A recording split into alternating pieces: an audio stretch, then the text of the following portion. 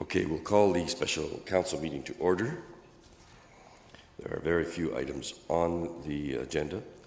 First item is the ratifying the decision from the Finance and Corporate Services Committee report related to the fire pumper. Moved by Councillor Ioannidis, seconded by Councillor Davey. Those in favor? Oh, recorded vote has been called for.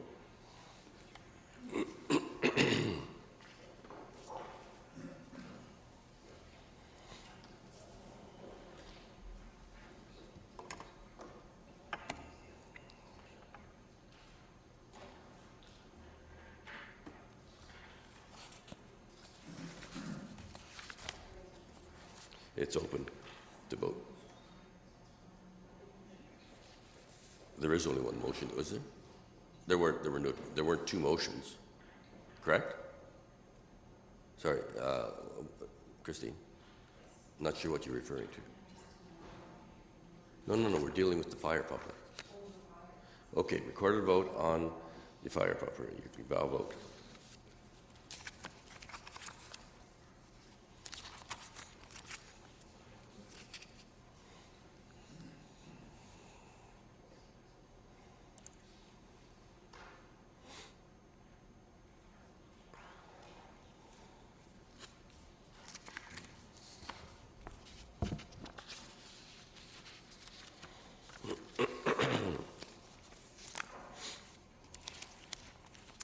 That is carried.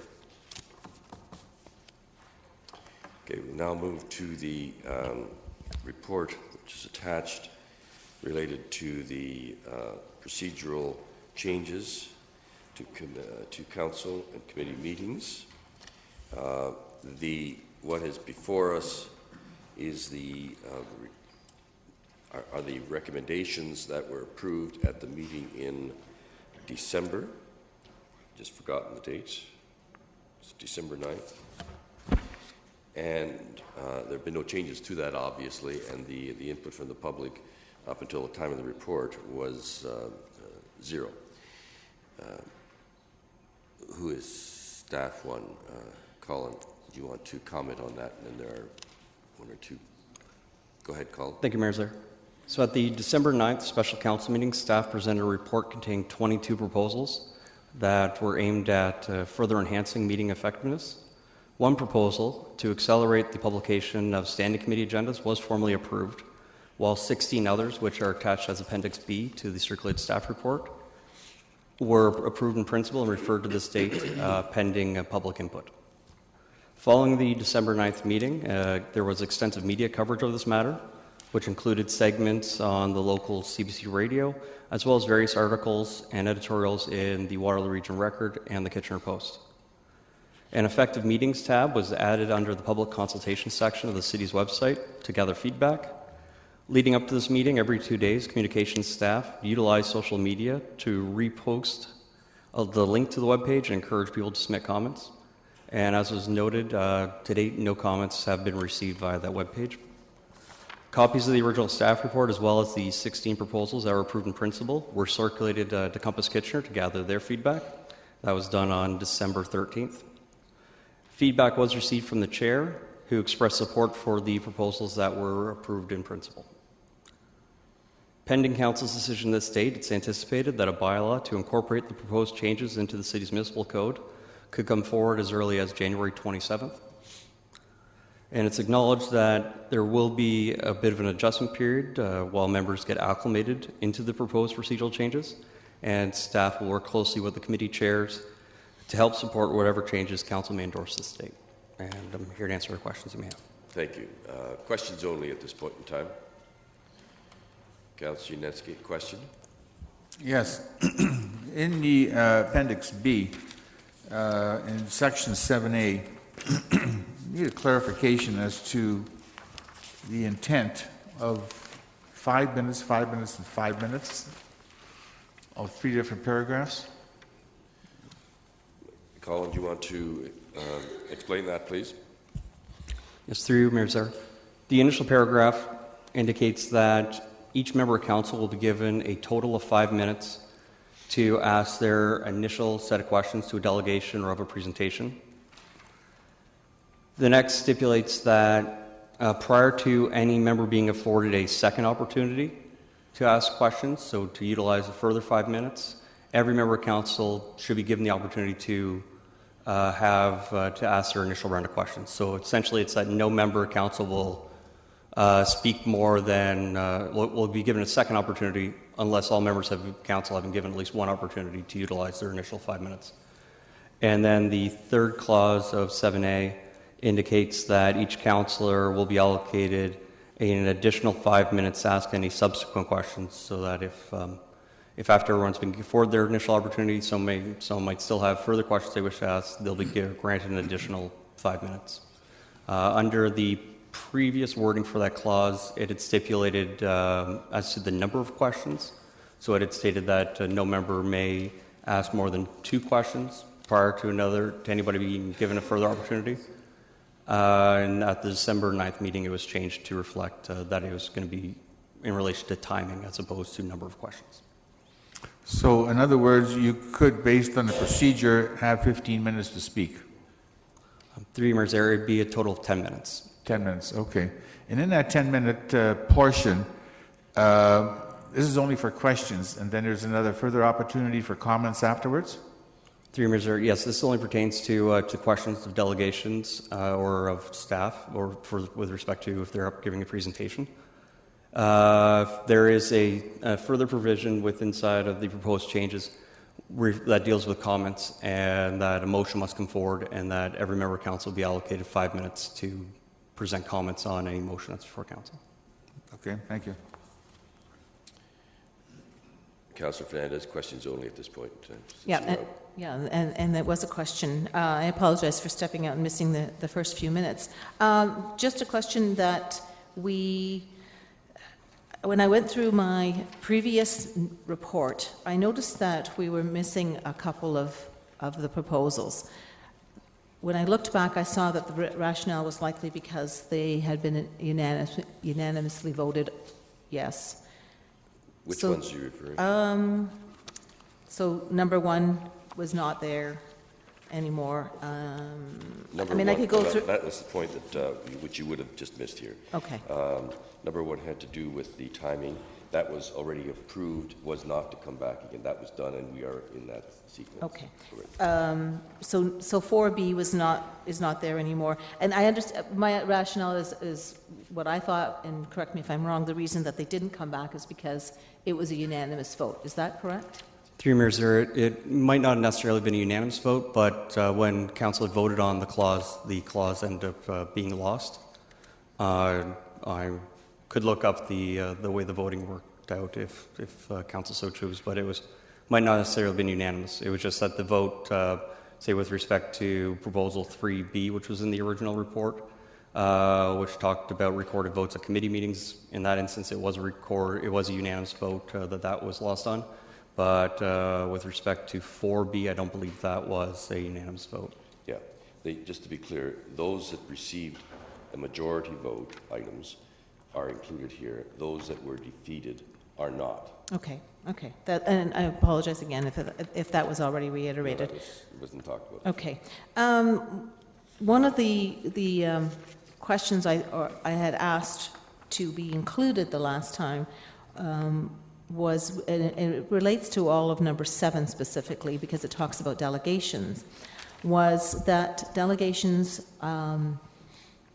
be able to have a 2-minute rebuttal if a councillor has used what they said in their presentation, that they would have that opportunity to come down. I'm not saying that we would engage in a debate or a discussion, but that they would be able to say, no, this is what I said in my presentation. If it was erroneous, it was incorrect, that delegation would have the opportunity to do that. Councillor Fernandez, there was an actual motion on that, and it was defeated. Okay. And there's no way I can bring that back then, is there?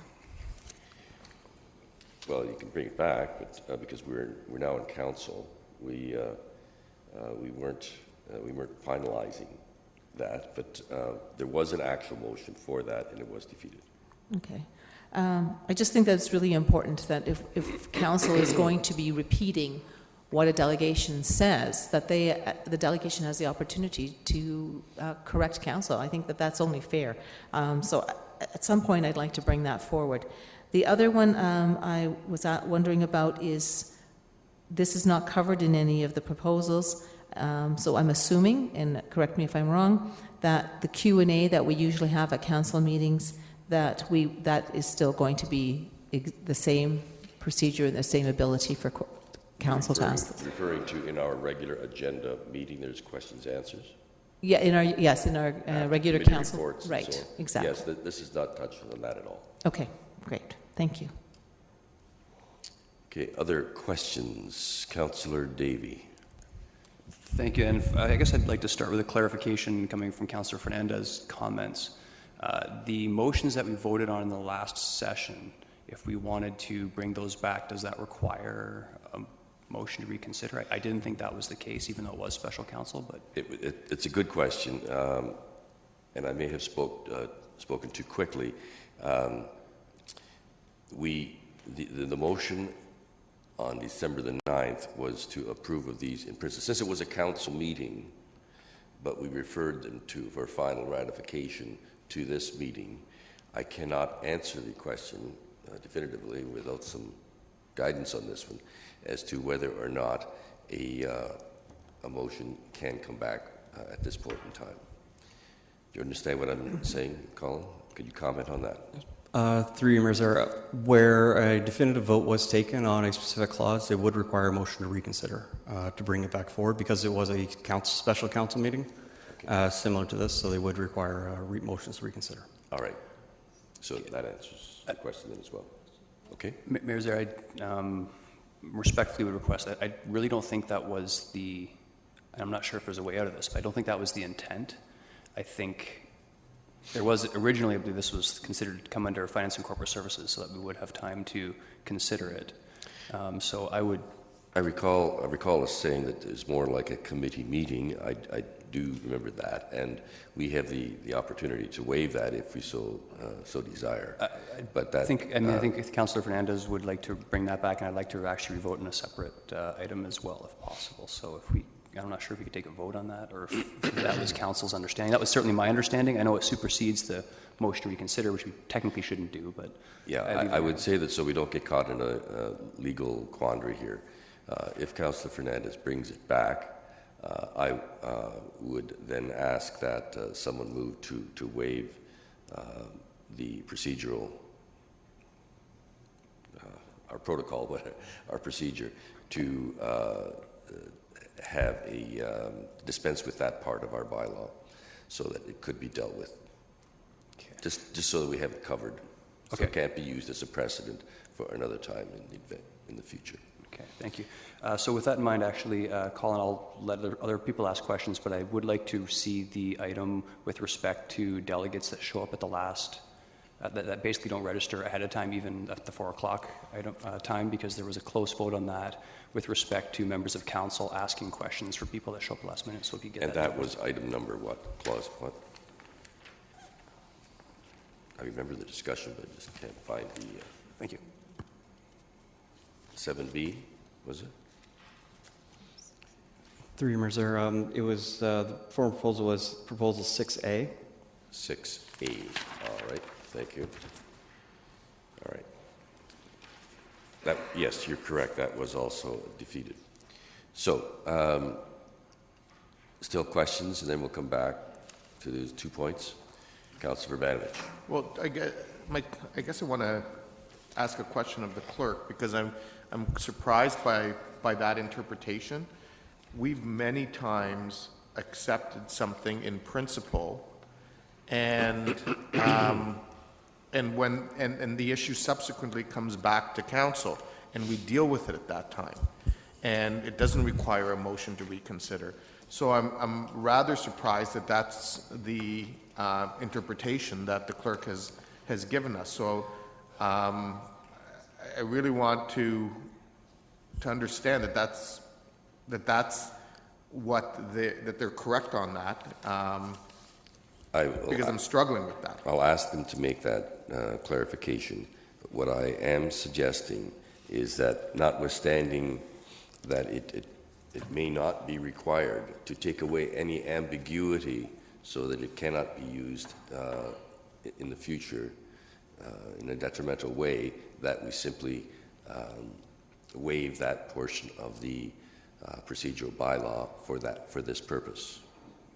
So we would need a motion to that effect? Yes. Okay. I'm just to get rid of that. I'm fine with having it come back, but it just gets rid of that question. Okay. Do you want to add anything more to that, Colin? Through your members there, it was at the December 9th meeting, only the 16 proposals that are attached as Appendix B were approved in principle. The other votes that were taken on that date were definitive formal votes, so similar to the vote taken on proposal number 1, where the accelerated standing committee agenda publication. That was taken and formally approved at that council meeting. So similarly, the other votes that were taken with respect to the rebuttals there's no preceding clause in front of those saying be approved in principle when council was considering those. They were taken forward as formal motions. So I think we're covered Okay. by doing it this way. That's fine. I guess in the future we'll have to We should have given some thought to that. judge ourselves You're accordingly. correct. You are correct. Okay, there are no other questions. Final call for questions. Okay. Is someone prepared to move the recommendation as it is now on today's? There may be amendments, but someone prepared to move the recommendation. Moved by Councillor Ioannidis, seconded by Councillor Galloway-Sealock. Now, debate and amendments. Councillor Davey. Thank you. I would like to, pardon me, I think pretty much everyone's getting sick this time of year. I'd like to bring back the item, I believe it was 6B, Colin mentioned. I don't have the original report, just this. Right, if you can put that in the overhead, please. And essentially, this is the, 6A or B? I'll see in a moment here, actually. Again, I don't have the original report. I just have today's report. I didn't realize it wasn't in here.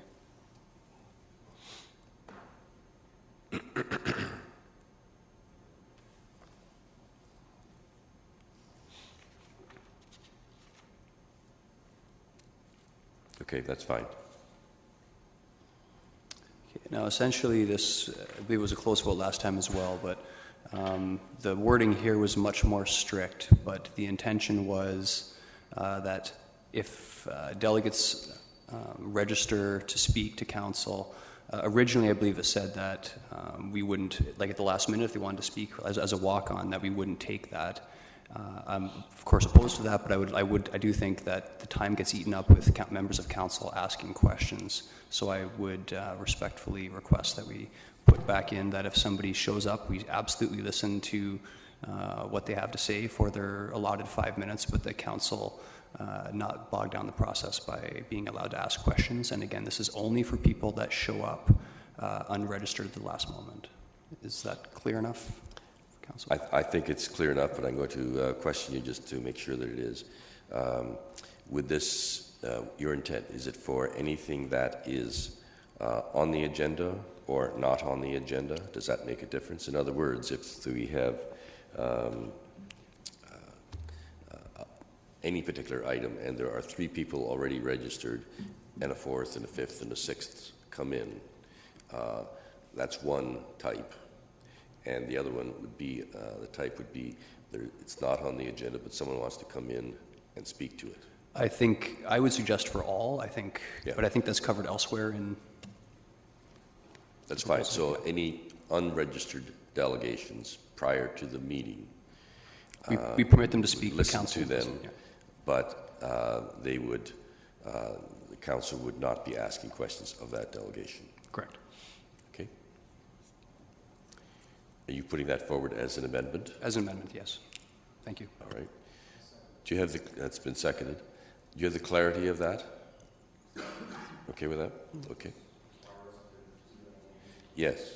So I'm going to now, and Colin, you can help me with the precise reference, but it would be to waive our procedural bylaw to allow that to be taken, to waive the reconsideration portion of our bylaw.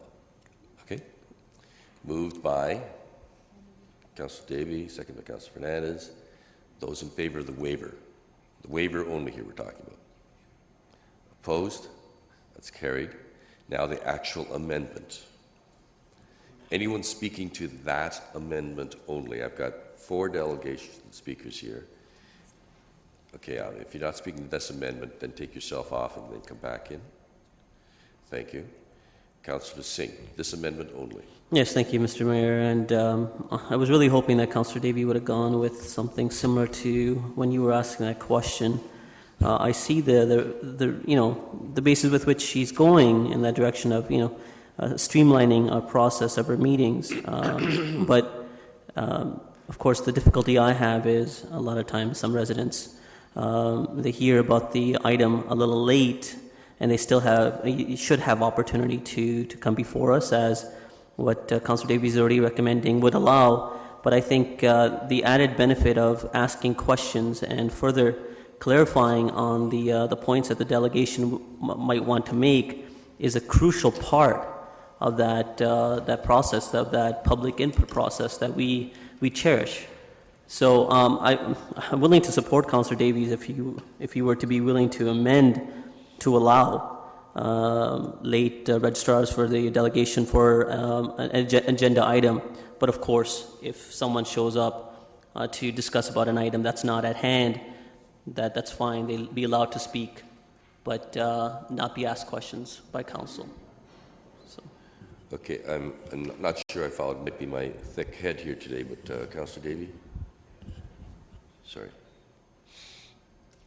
Okay, leave your microphone on for a moment. Yeah, certainly. So my understanding then, so if it is an agenda item, I think just to speed things up, I guess the real concern here is if people are speaking, I guess, about something that isn't on the item. So while I have at least until the end of this meeting to accept amendments as friendly, so I think I will accept that. So essentially then, if somebody comes to speak unregistered, but it is on a listed agenda item, then we would permit questions. You clear on that? Okay. So is everyone clear on the revision of that motion? That there would, if the item is on the agenda and someone shows up at the meeting, that person will be heard and questions will be allowed. If the item is not on the agenda, no questions will be allowed. Dealing with that amended motion first. All right. Sorry, there are 2 more. Councillor Yanetsky. Yeah, thank you. I understand the intent and where it's heading towards, and I think on principle, it's a good direction. However, I need to bring forward the example that happened in December, just a month ago, which is totally contrary to this scenario. And that's the item of the Glasgow Street sidewalks. It's not on the agenda, and it never was going to come, and yet the issue is being handled by staff, and residents are here coming to discuss it. And that item had to be, the delegation came, they spoke, and if we don't ask questions, nothing moves forward. You have to ask questions. So I will agree in principle, but on those items that are not on the agenda, I still think questions have to be asked if they're appropriate. Councillor Yanetsky, asking of the questions is the issue, not action subsequent to the delegation. And in fact, in that particular case, I think some action was taken and appropriate to be taken. So that it's the time taking in questions at that. Yes, Councillor Davey, point of order. I would also point out, I could be incorrect, but I believe that the delegations did register, so you would still be permitted to ask those delegations questions. They were on the agenda, so they registered. I'm only speaking to people that walk in and want to speak on an issue that's not on the agenda. It's the additional ones that you're referring to. Councillor Davey is correct. There were other people that weren't listed on the agenda for that item, so it was going to be dealt with. Colin. Through you, Mayor Zare, I just thought it might be useful to add some additional clarification. Currently within the bylaw, for members of the public who come in on a matter that is not listed on the agenda, a motion is required by council to permit them to speak and to permit them to address council. That is there now, and there is no intention to change that.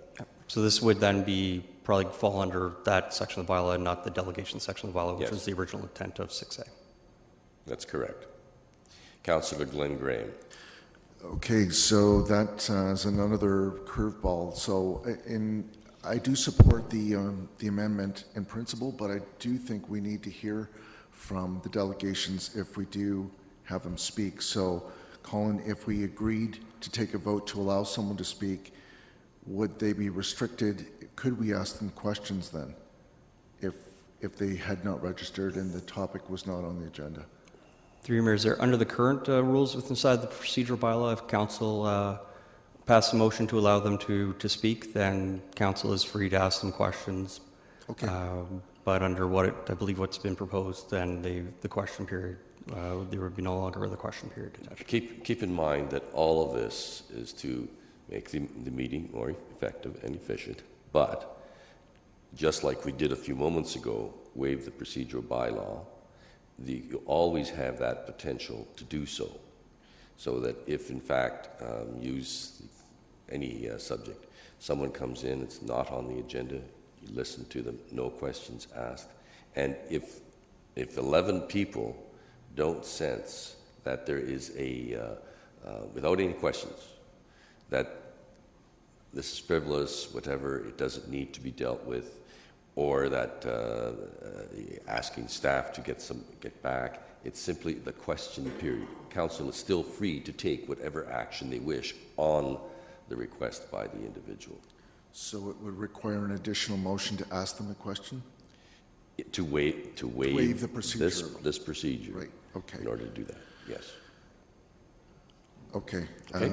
Yeah, that's not what I was hoping for. I was hoping that there would be an opportunity to ask them questions. So, I guess I'll support this motion, and we'll have to cross that bridge when we get to it. I would prefer, I think it's a democratic half measure to hear from someone and not ask them questions. So I would support this current amendment, but I do think we need to go further, and I guess we'll cross that bridge when we get to it. On this amendment, Councillor Bravanovich. Thanks. Just very briefly, I didn't support 6A when it originally came to us. I think what Councillor Davies proposing now is much more reasonable. The fundamental principle for me is giving people an opportunity to be heard if they come forward. However, I think the point of it being is that we also need to ensure that we're not getting surprised by issues, and that more importantly that staff are here that can respond to appropriate issues. I think this allows something to be brought to the table and council to give direction for it to come back, and there'll be opportunities to have questions then. I think the other point to keep in mind is that questions everybody has the opportunity to register ahead of time, and then the full normal process applies. They get to speak, and questions get asked. So it's only those walk-on last-minute surprises that we're talking about. Councillor Singh. Yeah, Mr. Mayor, just wanted a quick clarity on this, and I assume that this would be the case, that although we would not be allowed to ask questions, but the information would be received, and then staff would follow up if it is a relevant matter that needs to be addressed, and then they'd be referred to a future committee meeting that they can come back on. It very well would be, and it may or may not take a direction from council to do so, but obviously the statement has been made and the concern, and if it's valid, it should be followed up. Right, so part of that direction would be that staff be observant of that information and then do the necessary follow-up thereafter. Motion now, the vote rather now on revised 6A as put forward by Councillor Davey. Those in favour? Opposed? That's carried unanimously. Now back to the original list. Councillor Fernandez. Okay, so this would be, I guess, in addition to 7, proposal 7, because, 7D. so in addition to 7D, that a delegation be allowed to respond if their presentation is quoted incorrectly by a council member, that they are allowed to come down for a 2-minute response, not to engage in a discussion or debate, but only that they, for a point of clarification. Any comments? Councillor Glenn Graham. I'll support that. I think that's equivalent to a point of order for council. So I do think that if someone is misquoted, or they should have a chance to correct the record. Councillor Davey. Thank you. I really understand the intent. I guess my concern with it is potential abuse, like if is someone actually quoted incorrectly, or if a member of council says something that the delegate just disagrees with, would they be able to call up that they were referred to incorrectly? I really, like, I understand the concern, I understand the intent, but I really think this responsibility is of council. So, for example, if a delegate says something and I say something where I'm misquoting him, or I say something contrary to what you interpreted, at that point, any other member of council, because there's 11 people listening, they would be able to call a point of order and say no, to clarify the delegate said this, or in their comments they can say no, the way I took it, the delegate's comments, I interpreted it this way. I think that responsibility lies with council, and I just have a concern. I can see delegates sort of potentially abusing this privilege to simply speak longer or to bring further additional points, and I think I'd also put the chair in a bit of an awkward position. So I do understand the intent, and I would encourage council to call point of orders if they ever see this happening at any time. But I don't think I can support 2-minute rebuttals in comment period.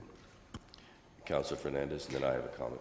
And that's an interesting point to bring about the point of order. I had not thought about that as an alternative, but we have had delegates who are sitting in the chambers who were vehemently shaking their head about something that a councillor is saying, and have asked for a point of order and have not been able to be acknowledged. So, are you suggesting that council recognize that and call a point of order, and that could be recognized by the chair? So that not for the individual, but for the council to make the point of order. So that the council could make the point of order. And council deals with the matter, not the delegation. Okay, and then my hope would be that whoever is speaking in support of that delegate at that point of order understands the context clearly. But I can see that would be. Is there something that we need to change in this procedure, in this proposal, to include that, or is that just generally understood that a councillor can call a point of order because they've heard somebody else incorrectly quote a delegation? A point of order can be raised at any time on any material matter. Okay, well that's good to know. Okay. My own comment is that I cannot support what is being recommended here. I think we're starting to stray from the fundamental tenets of a democracy and how it works. This is a decision-making body. I am all for as much input as we possibly can get. But there is a process, and it's deliberately set up. We go out multitudinal times to the public. They have a potential to have the opportunity to speak. And they come and make their presentations. And to allow, under any circumstances, for a delegation to come back up, as Councillor Davey said, it means the chair has to make a judgment call. Is this about an actual disagreement, or like that something has been totally misinterpreted, or is it, I just disagree with you? And that's the judgment call that is to be made. It is up to council, once that happens, to have the debate and decide. To do so, to have the delegation come back again, means that you are entering into debate, because you know as well as I do that if a person comes back up, they are not going to stick to the issue of that fine point. They're going to go right back into it again, and you know it would happen. And therefore, I cannot support this. Councillor Galloway-Seelock. Yeah, just quickly. in thinking of scenarios. I agree with what Councillor Davey has said, that any member of council can call that point of order and try and make that clarification. But if for some reason, you know, there's the majority of us around this table that don't understand what's going on or don't, it's been made such a kerfuffle, which we have done in the past, where we think people have said one thing and they may have not. We again have that opportunity to have that vote to bring forward a delegation again, but it would then again require that majority of council in order to do that. And I just think it's an important point on this one specifically to make, because while it's written in stone that they're not coming back, you do have that opportunity in the very rare case that it may be that there's the majority of us who don't understand what the delegation meant by a comment. Councillor Singh.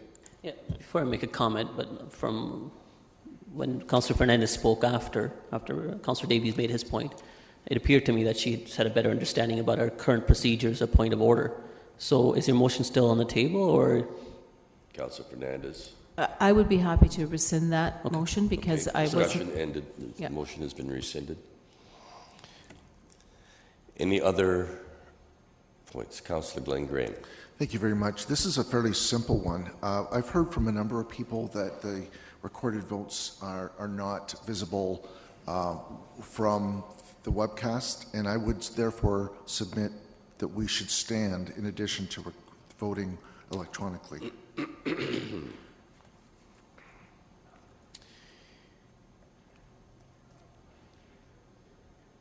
I have no one jumping up right now.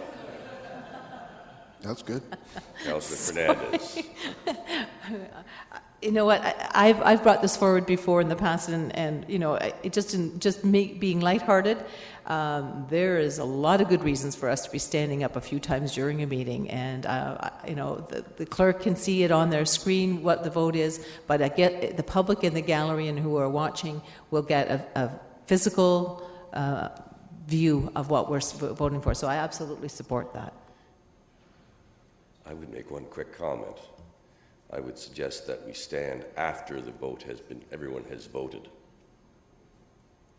One of the reasons for a recorded vote is that you are not being influenced by one person or another around the horseshoe as to how they are voting.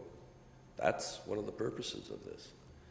And it happened before, and so I would, I don't have a problem with standing, but it's the timing of the standing. Councillor Pravanovich. Well, I guess, you know, we're trying to solve a technological issue, and I'm not clear that there isn't a technological solution to this problem. I don't have a problem standing either.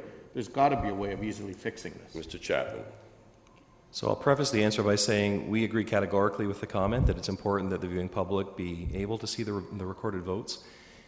We have the ability with the multi-camera view to switch to that camera perspective. We're simply still working out the bugs of how long to leave votes up, who's in the control room, learning the system, how long or how quickly they switch when they hear the signal recorded vote to pick that up. So I absolutely believe that there is a technical solution and we're committed to it. So I would encourage you to give us some time, and perhaps that's something we can report back on as we have more experience working with the system. Are we satisfied with that at this point in time? Councillor Yetsky? Oh, someone has to click off here. Now, Councillor Yanetsky. Yeah, thank you. I agree with Mr. Chapman's comments. It is really a technical thing, and I thought it was going to be addressed, and I think we're jumping the gun right now by standing up. I mean, I don't mind standing up, but I thought the whole purpose of getting a whole new system was to streamline it a little faster and have it recorded and use the technology. So I'd be prepared to support waiting until we get back from Mr. Chapman and further review on this. Councillor Galloway Seelock, I noticed that the only person closest to standing a few minutes ago was Callum. I would just suggest, I know you probably can't have an amendment to the amendment, but suggest that I have no problem putting this in place until that bug is worked out. And so just suggesting that we do that in the interim until it's worked out, it's really no harm. You know, we're working on trying to decrease the time of our meetings. This is actually going to increase it by a very, very minute amount of time. So I would have no problem supporting if it was in the interim until we get it figured out with the technology, I guess is what I'm trying to say. If I'm going to go back to Councillor Glenn Graham, if that's the intent, I would suggest we simply do that administratively, but it not be part of the bylaw change at this point in time, because that would mean revising the bylaw once again. Councillor Glenn Graham. Sure, that's fine. If we can do it administratively without the vote, I'm happy with that. I agree with your point on timing. I hadn't considered that. It never occurred to me about the influencing of voting, but that's a fair point. So, however, there are health benefits to standing up once in a while too. So I wouldn't mind revisiting this once the technical solution is found. I don't see a problem with it to have both the standing and the technical solution. So I would like to revisit this once that has been brought back. Thank you. So the conclusion of this is that staff's going to work on it from a technical standpoint, which they already are, and that in the meantime, when we have a recorded vote, we would press our buttons, and when the clerk would say all people have voted, then we would call for those in favor. Those who are in favor stand. Those who are opposed would stand second, and then it would also go up onto the screen so that the public would be able to see who is there. Okay. There are no other speakers at this point in time. Then I'll call the question of the remainder of the all of those that we have dealt with now, including the amendments.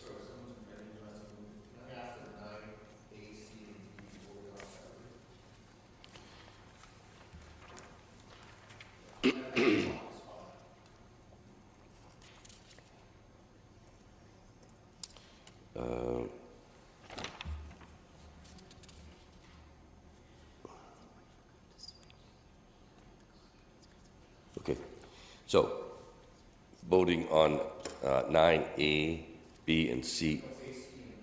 A, C, and D, sorry. Okay. Recorded vote has been called for on 9A, C, and D. You can vote. We're going to do it. We're going to practice it now.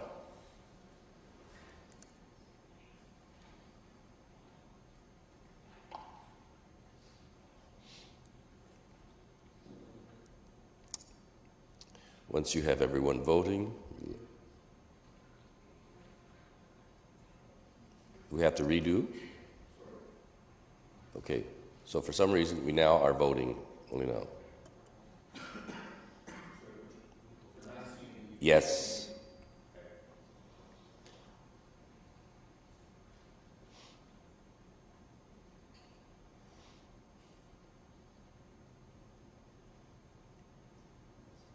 Okay, has everyone voted? Those in favor? Those opposed? Motion is carried.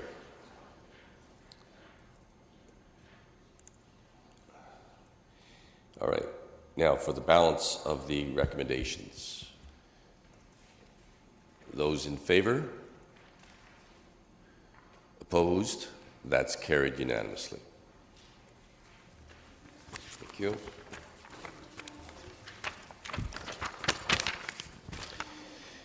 Motion to authorize the in-camera section. Councillor Fernandez, Councillor Ioannidis. Those in favor? Opposed? That's carried. Bylaws, Councillor Vrbanovich, Councillor Ioannidis. Those in favor? Opposed? That's carried. And we adjourn to the caucus room.